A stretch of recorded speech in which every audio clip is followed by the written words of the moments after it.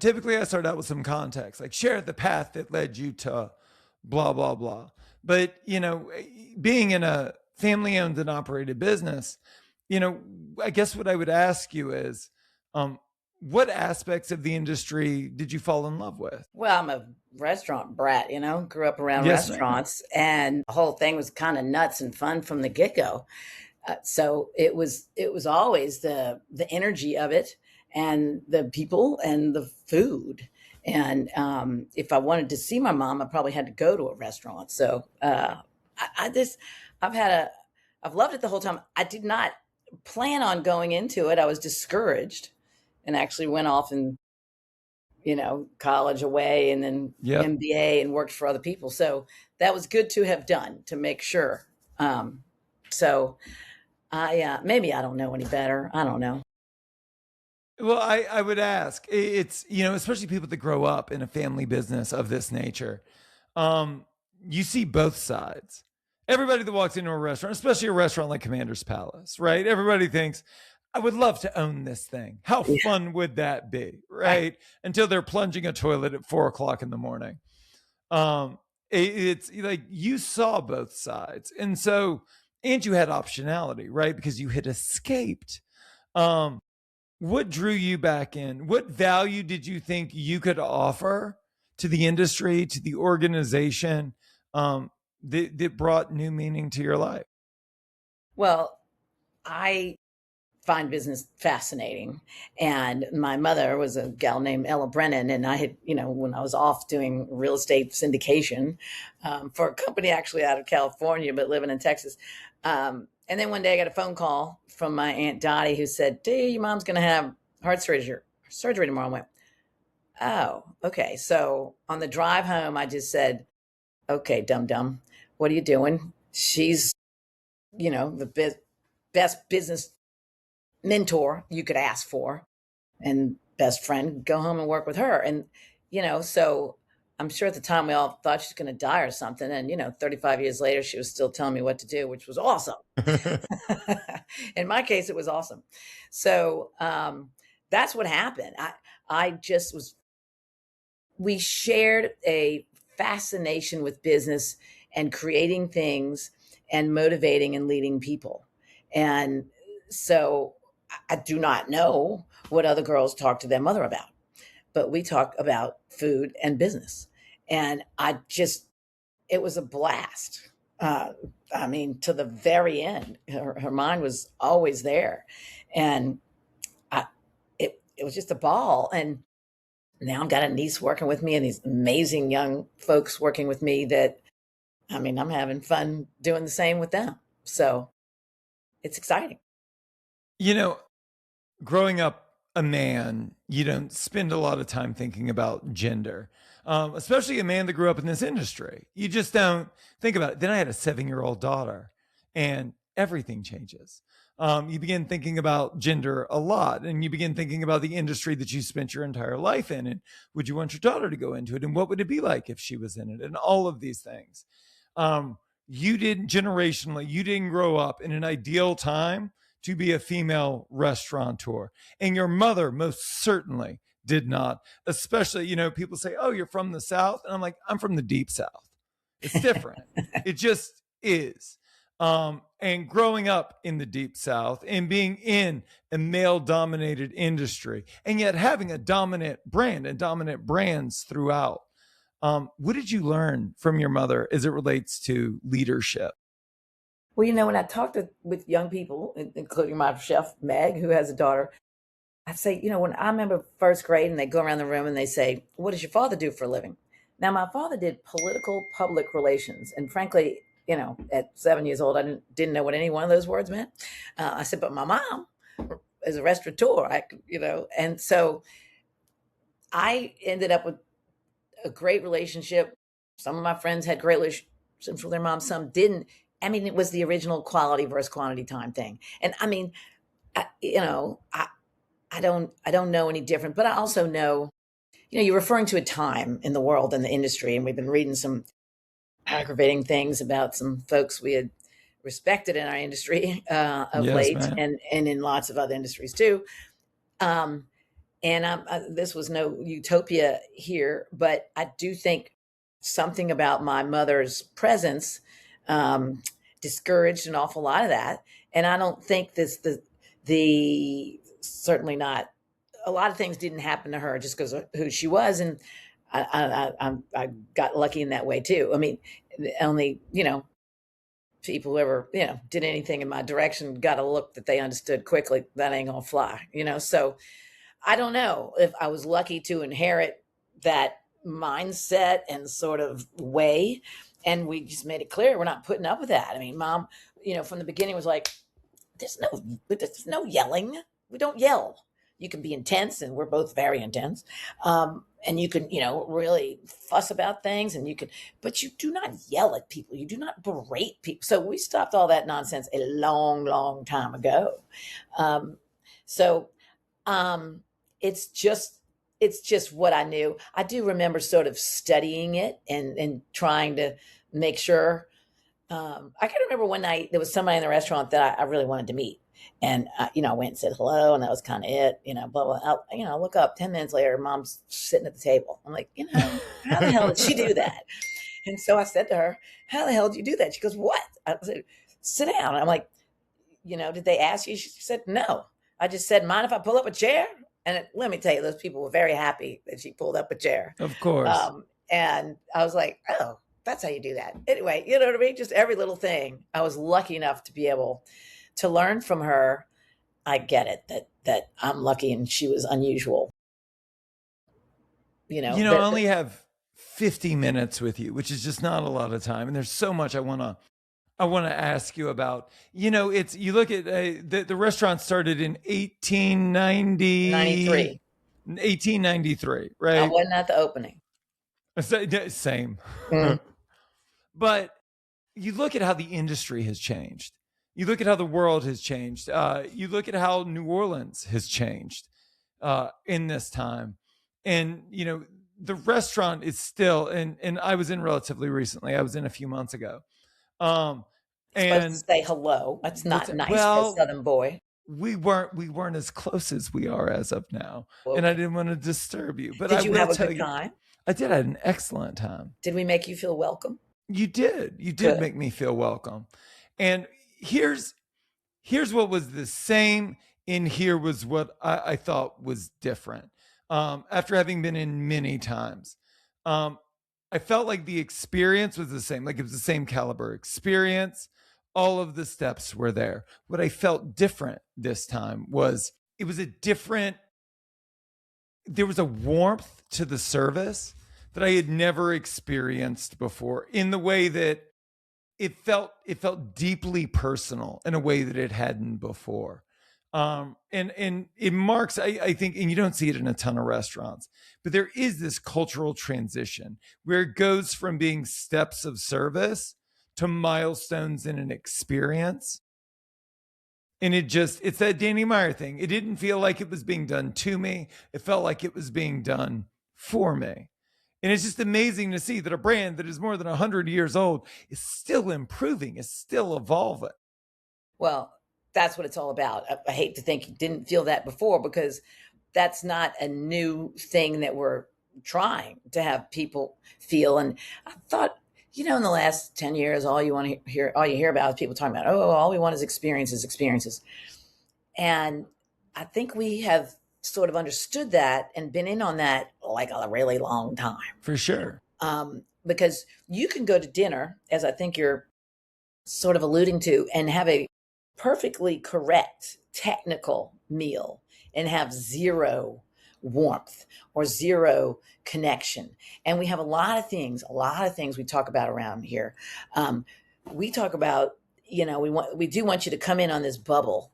And if we don't do anything wrong, you float out on the bubble. You come happy. If we don't muck it up, most people come happy. There's always a few, but if we don't muck it up, then you go out happy. But we also, we want to connect in the midst of that.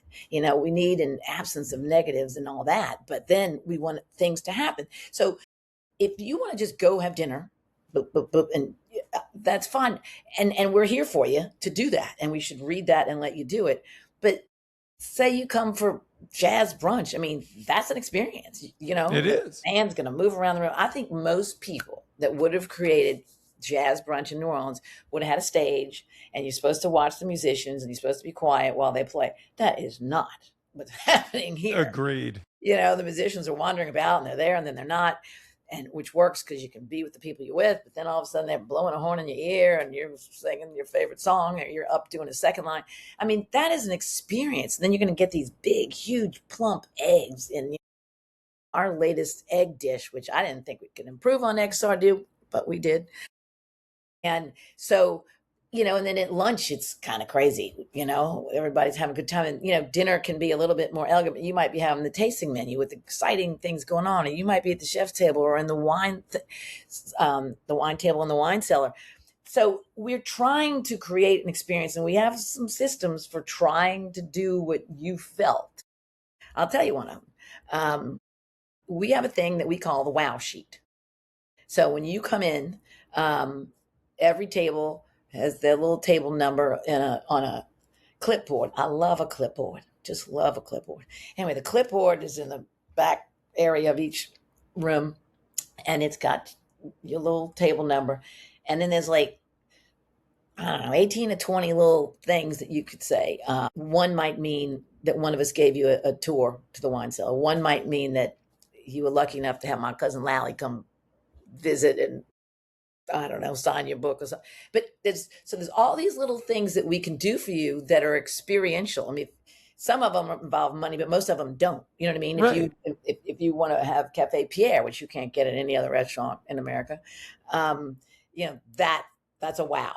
So we're trying to do something. And so that's extremely intentional, and it's a system. So I sometimes say, systems, not just smiles. So we are working at this very, very hard, and damn well that the hospitality part is harder than the food. But we're working at it very hard in a lot of ways. I'd love to talk to you about. Oh, for sure. I want to talk more about it. I'll tell you what struck me is the questions that were asked at the table were very intentional questions. It was all of the basic, right? Oh, are you guys visiting? Are you from here? Blah, blah, blah. It was all of that. But it was supposed also to assume you're from here. So I don't like that already. But anyway. But I'll tell you this. It was the question that they asked that I absolutely loved was, what do you enjoy eating? Like when you're not here, what do you enjoy eating? Mm-hmm. And what that told me as a restaurateur myself is that what they are trying to do is align the menu with my preferences. Right. So that I choose right. Assuming I had never been in before, I don't know what to get because how would I know what to get? And so it was really about trying to curate the experience to the individual, which you just don't see these days. Yeah. And it's very hard to instill that level of curiosity and intentionalness, I guess is a word, in the staff. Yeah. How do you do that? Well, they're intentionally. I think that pre-meals are the most underutilized as far as them being done at all or being done well, time that you have in any restaurant or business. How many businesses are lucky enough to get 20 minutes with their team twice a day? Now, I get to use that time. Yes, I have to convey a little information that, my friend Josh is coming in tonight and I just met him but whatever. All that, though, is probably not going to be conveyed in that meeting, but a little bit of it.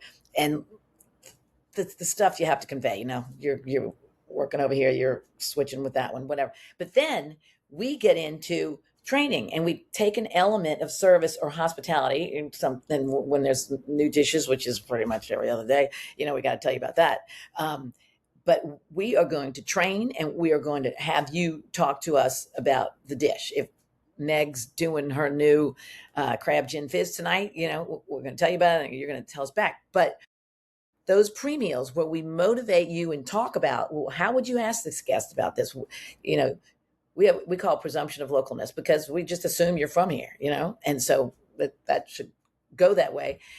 And so then we keep going. So we teach it. We have 20 minutes a day to inform you and motivate you. And that's our job to do that. Like, what if when the football team ran out of the locker room or whatever, the coach didn't say something motivational. That's what happens in most restaurants. You got some tired manager who's lost their passion for this thing, and they just give a boring pre-meal. I mean, I want a Bear Bryant speech at every goddamn pre-meal, and Oh, I I want agree. it. I Amen. want it.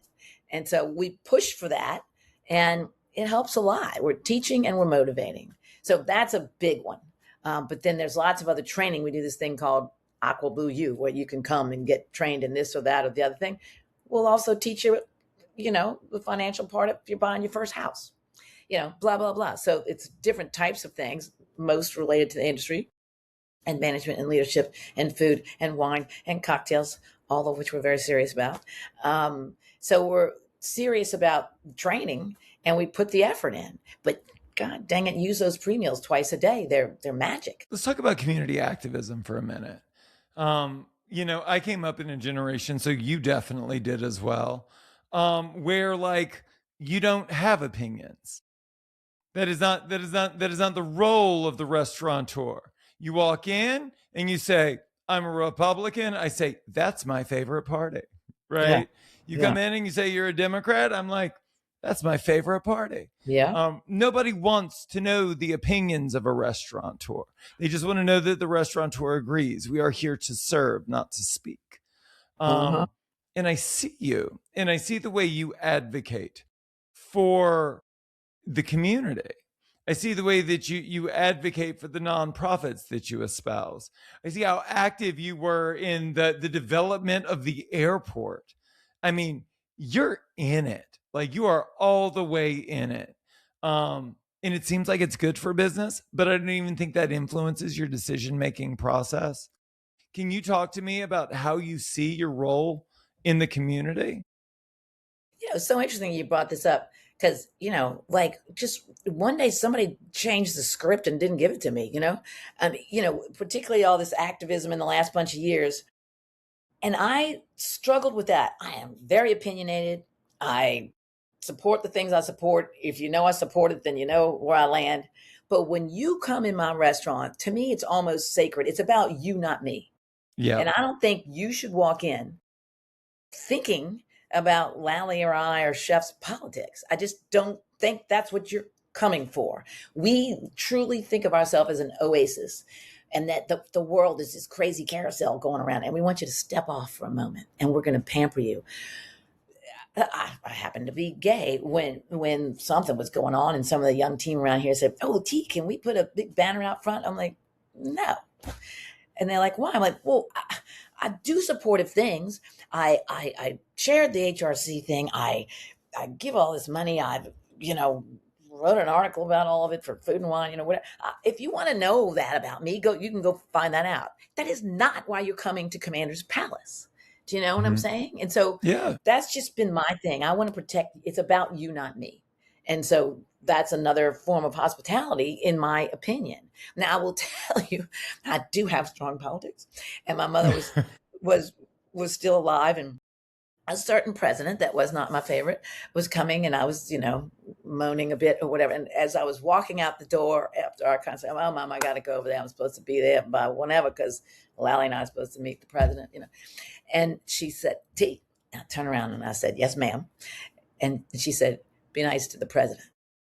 Anyway, half joke because of course I would be, but she knew I was fussing, and of course I was, and you know, uh, now you get to situations where people start saying, "Oh, employees aren't going to serve so and so," and I guess everybody's got their line, and I don't really know quite what all to do with that because I want to respect everybody's personal space. But this restaurant, I want to be an oasis, so that's just how we think about it. Can you, when you look at your approach to innovation, and this is an industry that prizes innovation.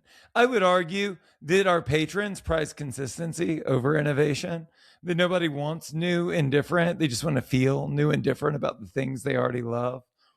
Um, when you look at a generational business, and you look over the decades, how there have been trends and all of that, how have you managed to keep Commanders so relevant in a world where everyone is obsessed with what just opened, what's new, what's exciting, all of that. That is a thing, please tell the media that. But anyway, so I remember after Katrina when we were closed, and I would run into people and they'd say, "Oh, when you open, are you going to have all the favorite dishes?" And I'd go, "What are they?" And they can't name them because there's only like 4 that don't come off the menu. So the answer to your question is we constantly evolve. Then we don't go, "Hey, it's a new spring menu." We just put new stuff on there every day or a few days or week. It could be 1 dish. It could be 4, 6 dishes. It could be, with whatever's fresh and regional. We're kind of like 90 miles away, dirt to plate, is what we're trying to do. And the 90% of the menu, the other 10%, we can goof around with whatever we want for grins, Yes, ma'am. So that's just kind of how we've approached it, I don't know. Does that make sense to you? It does. Absolutely, it does.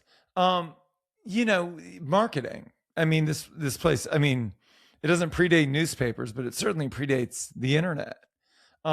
Is marketing a focus? I'm an old marketing hack. I got an MBA in finance and marketing. Yes, I love ma'am. it. And for many, many, many years, until I'm going to say 10 years ago, I knew how to market a restaurant. Now that has completely changed.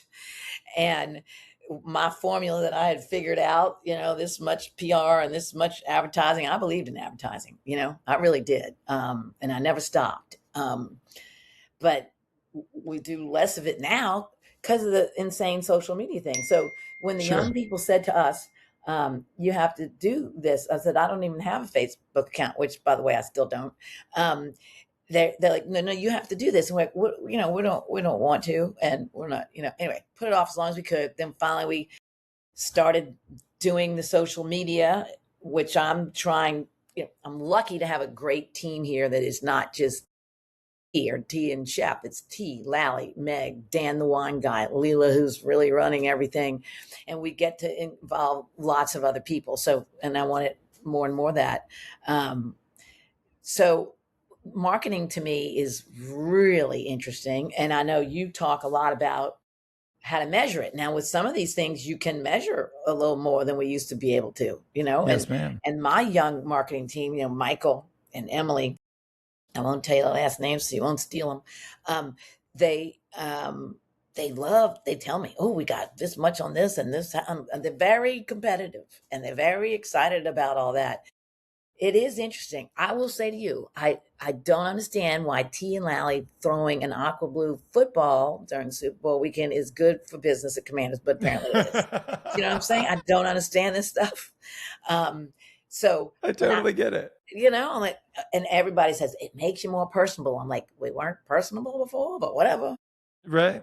So anyway, we're having fun, and what we've learned to do is to mix in the business, and people think it's personal. Now the truth is, you'll never ever see anything personal. They also said when I got engaged, they're like, "Oh, can we do something about that?" I said, "No, that's really, really my personal." But people think it's personal because they see our family. Right. And that, and I also think we're lucky in that way because one poor person looking at a camera trying to constantly entertain a group of people is a thing. But Lally and I and all the team around here, we're having a ball. We're having a great time, and they see that we really like each other, and we really do. And then think that's appealing in some way. So, but I want to go back, if I can, to you're talking about the inventiveness of the menu, and we can get to some specific menu items, but that's, that is what is keeping it interesting for us. And I do think if we don't whack people over the head with it, they do like it. They like, the new items. If they want to forever have, pecan fish, bread pudding, souffle, turtle soup, okay, we're going to have it, but for example, during COVID, everybody had to do whatever. And of course, we started doing to-go food. And Goldbelly had been trying to get us to do forever. And I said, "Oh, I couldn't possibly. No. Way." I got religion so fast, it was unflipping. I bet you did. I bet you did. Shipping quails to my fiance in California going, "Get that thing. See how absolutely we got religion." They'll pay the bills. Big business for us now. You know what I mean? It's Yes, a ma'am. nice business. Who knew that people in, I don't know, wherever want turtle soup, quail, gumbo? I didn't know, but they do. Um, and then we had wanted to open the to-go place was the accountant's office. We kicked them out. And so we'd always wanted to do a creperie. So we did a creperie, Le Petit Bleu. And so, but that was part of a little bit of a longer term plan. And a bigger thing that we're into now is this thing called the Commander's Collection. Yeah. So who knew they wanted to buy the scarf that, Lally and I wear a lot of scarves. Like, why is a restaurant selling a lot of scarves? You tell me, we'll both know, but I'm trying to learn. And so those are completely new businesses that we're doing right here on in the Garden District of New Orleans. So we are just, that's what gets us excited, is the growth and the push. I mean, this is we've had many different restaurants over time, but I'm really focused on Commander's Palace and the Commander's Collection and all these things. I have a fabulous little chicken place called Picnic. You'll have to try it when you're in town. Yes, ma'am. But so much of the focus is on this. And I think creation is just exciting. And I can't help but have to tell you this one right now. Where did I put it? Right somewhere around here. The other day, they got, D, can you come taste something? And I don't have to taste anything on the menu. Once the chef's been there, a bunch of years, and they've all been here many years, I go up to them one day and go, oh, by the way, you don't need my permission anymore. And that's a big day. But they still want to know what I think, which is Yes, lovely. And they go, can you come taste this? I'm like, great. I'm like, what is that? And they go, it's lagniappe parfait. Now, at least you know what the word lagniappe is. And Yes, ma'am. Listen to this. The flavors of gumbo reimagined in a sweet and savory layered dessert. Bay Oh. leaf ice cream, Steen's black pepper cane syrup, crunchy dark roux, sassafras and thyme streusel, crystal rice pudding, and chantilly cream. I would put it in I my looked at mouth. them and went, okay. And I took I a bet bite. it's and went, good. I bet wow, it's good too. Yeah, I'm wow, sure. wow. And so The it's thing you exciting. never knew you wanted, right? Right. But if you still want Lally's praline parfait, you can have it. But so you say, how do we evolve? Well, that's how.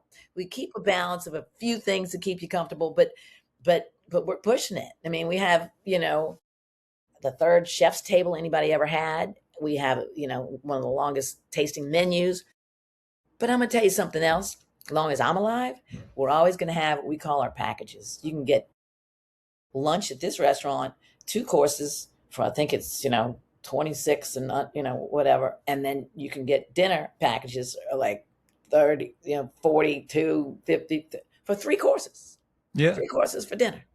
I'm not just your steak, 3 courses. I don't know how you can afford it though. Well, there's not a steak on that, but Sure. right. But we figure it out. We do exciting food that we can afford to do that. And it matters very, very much to me. Yes, ma'am. That For that sure. value is there. I'll never forget Johnny Apple, who being here a fair amount, and saying to me, this is the most democratic, and he didn't mean political, you know what he meant. Sure. No, I do. Treats everybody equally. Democratic restaurant in America. It doesn't matter if you're the Queen of England or Johnny Apple, or as I always say, I want the plumber on his anniversary to feel like a king.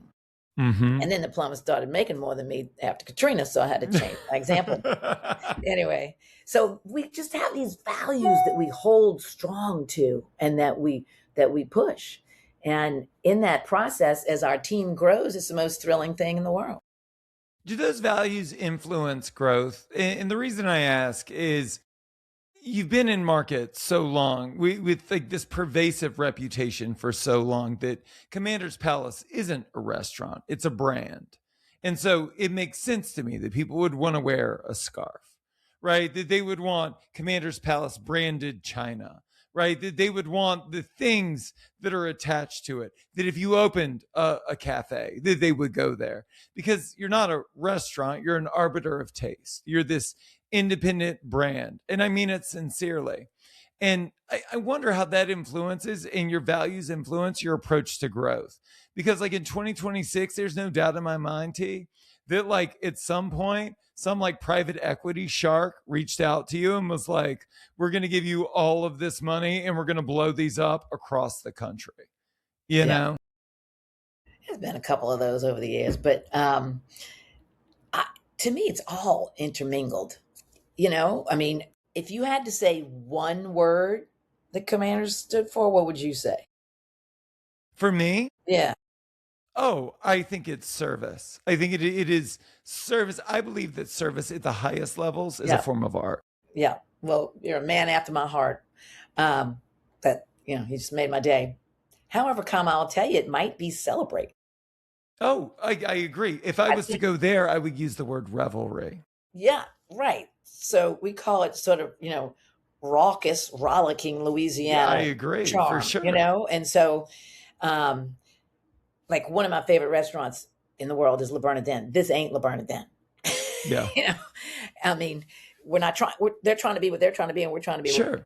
we're trying to be, and so that it's all enmeshed together in there to me. But I'm trying to grow that. So it's a fascinating thing for us right now to see what's happening with this as you talk about the brand, but it's celebrate. And New Orleans, the thing that we understand, I think most of Louisiana, at least South Louisiana, we understand life is meant to be lived, not endured. Yes, Okay. ma'am. And that's how we live. And I think that's what's coming through at the restaurant. So we want to be that restaurant that New Orleans is so proud of. So you got to be consistent, you got to be all these things. But, we wanted to, my last chef before Meg was wonderful, fellow Tori McPhail. When I was interviewing him, putting him through his ropes about whether or not he'd be the chef, he said to me, "What do you want me to do with the food?" And I said, "Here's what I want. If we if we put a person on a plane, blindfolded them, flew them all the way around the world, and then said, take a bite of this food and tell us where you are," I want them to go, "Oh, I'm in New Orleans." That's what I want. That's the only boundary. And again, we can have 10% of it might taste like in I don't know where, because we're having a little fun. But we're so blessed with our cuisine, maybe one of the only really indigenous cuisines in America. But to us, the depth of it, I mean, it doesn't stop. We keep digging and there's still stuff in there, So we're having so much fun with all of that we see no reason to sit still. And I think if we did, it wouldn't work for us. As you know, there's restaurants in New Orleans and in the country that never change at all. And I'm kind of jealous in that they can do that. That our customers might tell you that they want that here. They don't. They do not. They want an experience. They want to celebrate. They want to be pampered. They want to have a ball, and they want something great to eat, and maybe they want something sort of fun to happen in the process of that, you know? What So are you excited about moving forward? Like when you look at the balance of the year, knowing that the industry at large just came off a really hard year, what excites you about 2026?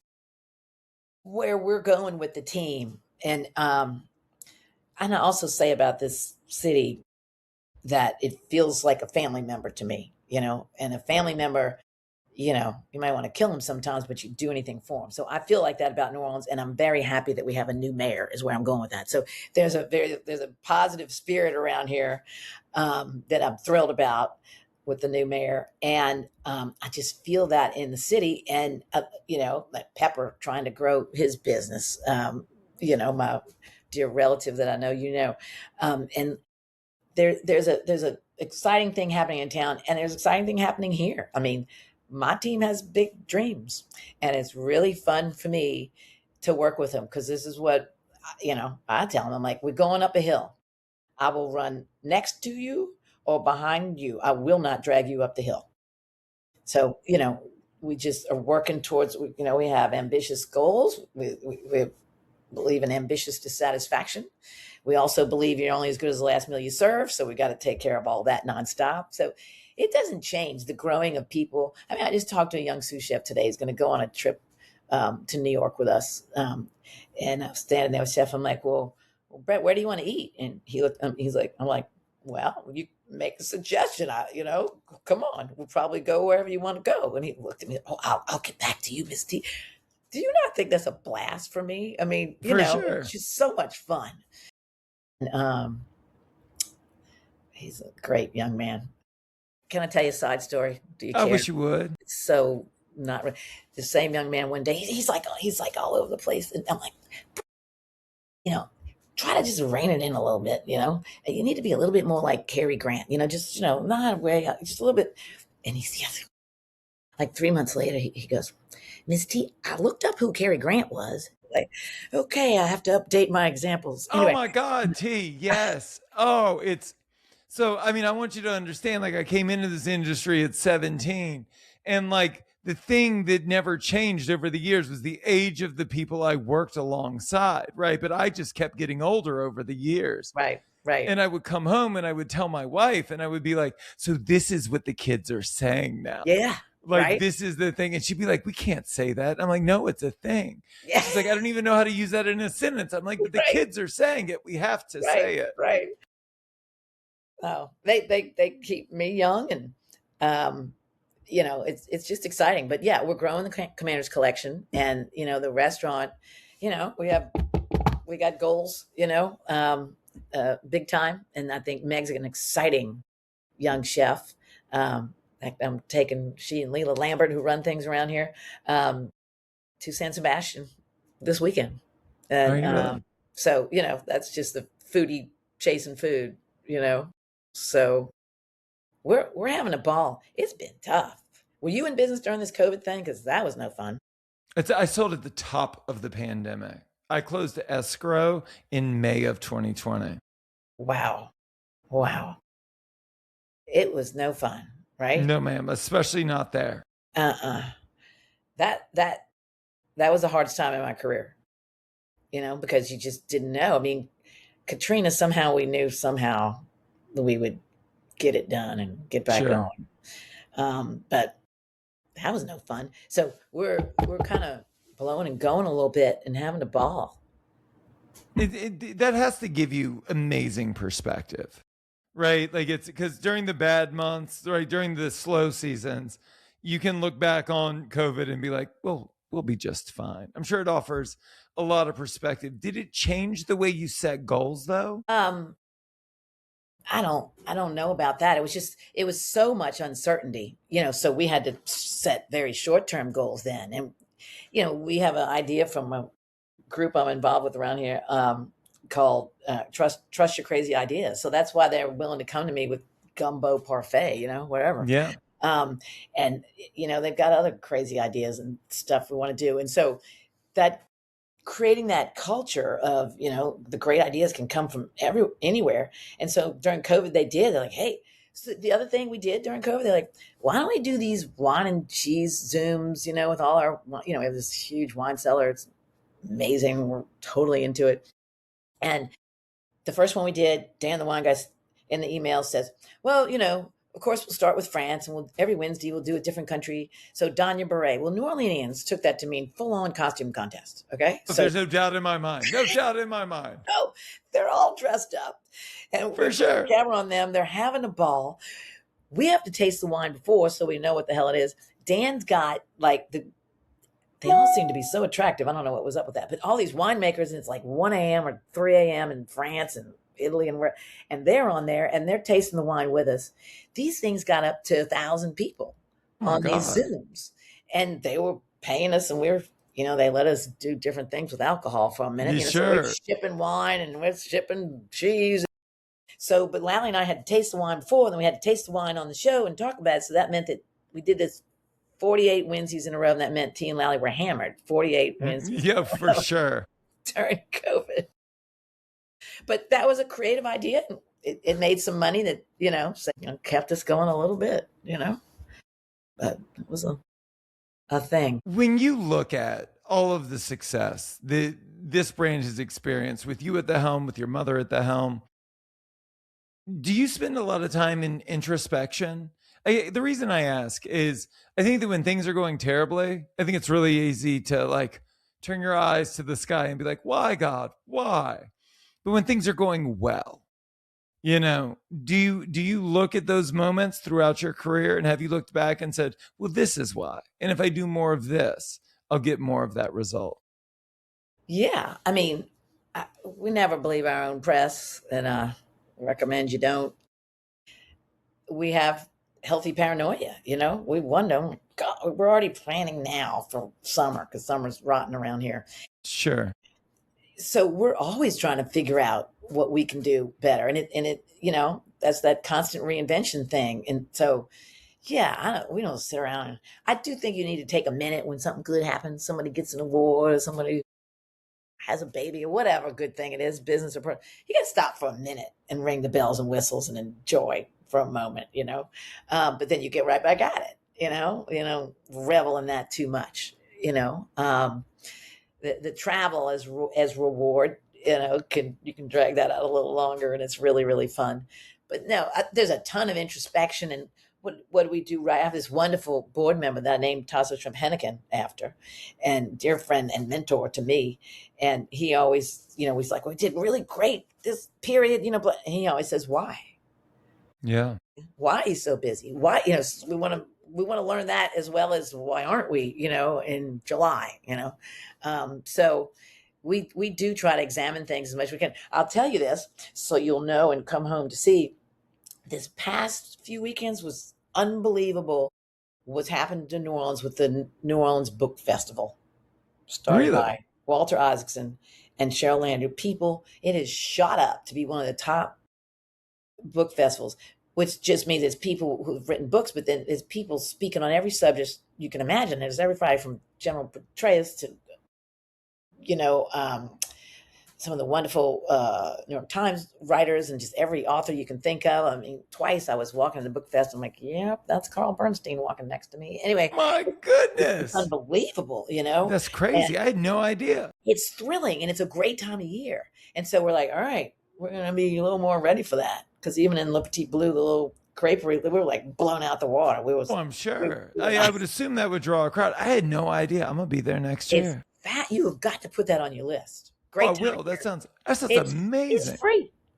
And it's a relatively temperate time of year. Yeah. And imagine this is a whole crowd of really smart people in New Orleans having a good time and nobody's drunk.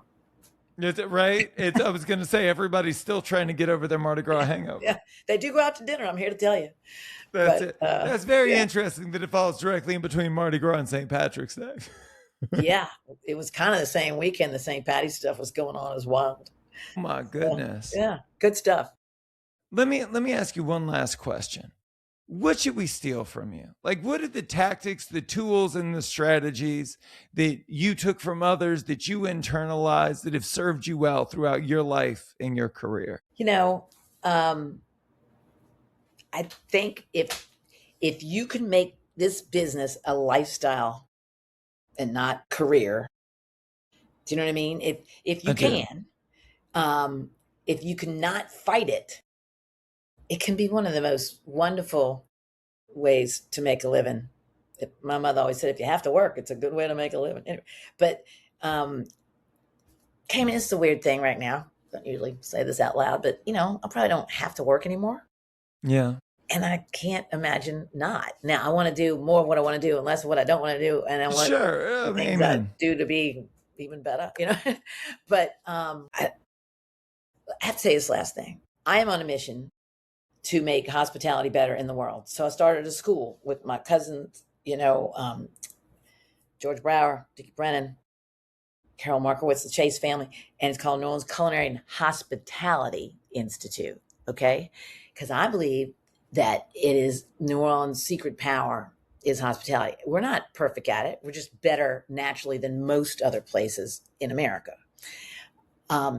And I think the world could use more of that. And so everything I'm doing in life is to make the hospitality as good as it can daggum be at Commander's Palace and anything else we do, because my definition of hospitality is anything that any person, organization, company, business does to affect the way their customers or guests feel. So if your website's clunky, that's inhospitable. Blah, blah, blah. If you've got a 18-year-old at the front door, who says table for two, anyway, don't get me started. And if you ask people for something and they say, no problem, shoot me now. So all these things, but I think what if New Orleans could take that to a greater level? And at Noki, we are teaching this. We are teaching hospitality to all sorts of businesses. We teach actually all the people on Viking ships are trained, the American ones are trained at Noki. All sorts of other business. We now have law firms because they are understanding if we could be a little more hospitable. We're teaching all sorts of people hospitality, and we're going to keep getting better at that. And it's my dream that if one day, somebody said to you, Josh, my kid wants to go in the restaurant business, and I really want him to learn about hospitality, or he wants to run this other kind of business, or a ship, or a football team, anything. You know what? You go to that place in New Orleans and you learn how to do hospitality.